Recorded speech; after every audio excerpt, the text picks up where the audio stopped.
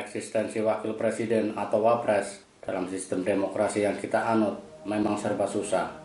Karena satu paket dengan presiden, maka wapres sering dianggap hanya pelengkap atau ban serep yang hanya digunakan ketika ban utama tidak berfungsi. Berdasarkan Undang-Undang Dasar 1945 Pasal 4 Ayat 2, wapres merupakan pembantu presiden. Oleh karenanya, dalam melaksanakan kewajibannya, wapres bertindak mewakili tugas konstitusional manakala presiden berhalangan. Pengertian pembantu di dalam pasal tersebut juga bias karena menteri juga dianggap sebagai pembantu presiden. Padahal kedudukan wapres secara konstitusi setara presiden karena dipilih oleh rakyat secara bersama-sama dalam satu paket. Wapres tentu harus bekerja mendukung presiden. Meski sejarah mencatat ketika menjadi wapres, Megawati Soekarno Putri pernah dalam tanda petik membangkang terhadap kebijakan Presiden Kiai Haji Abdurrahman Wahid atau Gus Dur sehingga menciptakan dualisme kepala Polri. Bahkan fraksi PDI Perjuangan mendukung sidang istimewa MPR yang berujung pada lengsernya Gus Dur di tengah jalan dan naiknya Megawati ke kursi presiden. Adalah Badan Eksekutif Mahasiswa atau BEM Keluarga Mahasiswa Universitas Negeri Semarang atau UNES yang mengkritik kinerja Wapres Kiai Haji Ma'ruf Amin. Bahkan BMKM UNES memberikan julukan The King of Silence. Dalam unggahannya di akun Instagram @BMKM-UNES, bukan hanya gambar Wapres yang diberi mahkota, namun juga Presiden Joko Widodo dengan julukan The King of Lip Service, serta Ketua DPR Puan Maharani sebagai The Queen of Ghosting. Dalam penjelasannya, seperti dikutip dari Kompas.com, BMKM UNES menyebut Ma'ruf Amin selaku wakil presiden di masa pandemi COVID-19 harusnya mengisi kekosongan peran yang tidak mampu ditunaikan oleh presiden. Namun Ma'ruf Amin menihilkan eksistensinya di mata publik dan tidak memberikan jawaban yang lugas, gamblang, dan jelas dalam menanggapi problem multidimensional terutama terkait pandemi COVID-19. Ma'ruf Amin dianggap absen dan diam. BMKM UNES juga menuding ketika beberapa kali memberi tanggapan di muka publik, Ma'ruf Amin terkesan sebagai legitimator kebijakan pemerintah dengan argumentasi dan klaim yang amat bias agama dan identitas, yakni agama Islam. BMKM UNES mencontohkan statement Ma'ruf Amin tentang kehalalan BPJS dan hukum fardu kifayah melaksanakan vaksinasi COVID-19. Kita memang menyayangkan sikap Wapres Ma'ruf Amin yang justru terlihat asik dengan dunianya sendiri sambil memberikan legitimasi dari sudut pandang agama pada semua produk yang menuai kontroversi. Padahal posisinya jelas bukan sebagai ketua MUI, bukan juga wakil umat Islam di lembaga kepresidenan. Apesnya, beberapa pernyataan yang merupakan produk sendiri justru blunder. Contohnya tentang budaya K-pop. Ketika memberikan sambutan secara virtual untuk memperingati 100 tahun kedatangan warga Korea di Indonesia, Ma'ruf berharap budaya K-pop menginspirasi munculnya kreativitas anak muda Indonesia.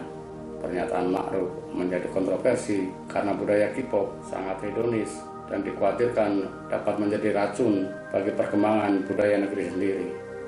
Kantor Wapres pun buru-buru membantah pernyataan Ma'ruf Amin sebagai kampanye agar anak muda Indonesia menonton dan meniru budaya K-pop.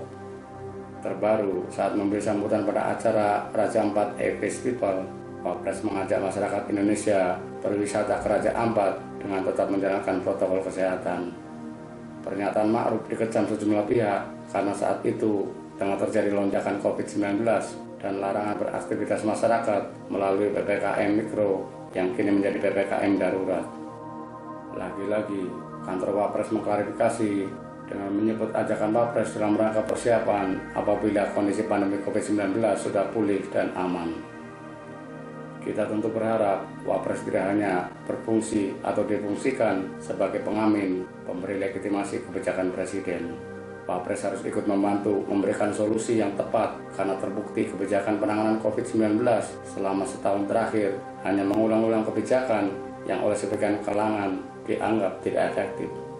Mungkin Wapres Ma'ruf Amin harus mendorong Presiden agar dalam tanda petik berani membuat kebijakan tidak populer seperti lockdown dan penghentian total perjalanan domestik maupun luar negeri. atau mengajukan diri menjadi Panglima Penanganan COVID-19 agar Presiden memiliki banyak pilihan sehingga tidak menunjuk orang yang itu-itu saja.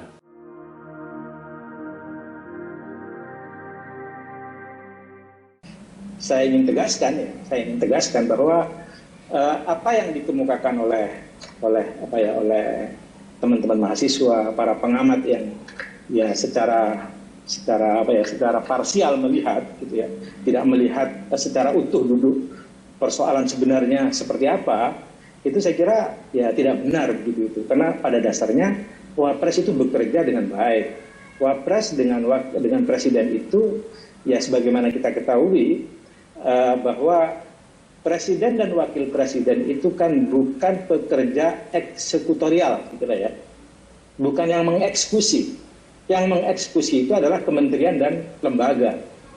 Wapres itu adalah bekerja mengkoordinasi terhadap pekerjaan-pekerjaan yang sebenarnya dikerjakan oleh Presiden, tapi kemudian dilimpahkan kepada Wakil Presiden.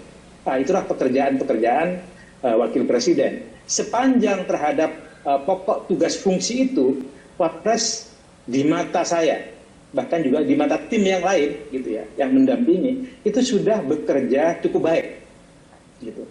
Dan justru karena penilaian yang seperti ini, lalu kemudian ketika kita bandingkan ya dengan tadi survei-survei yang cukup reputatif itu, korelatif jadinya.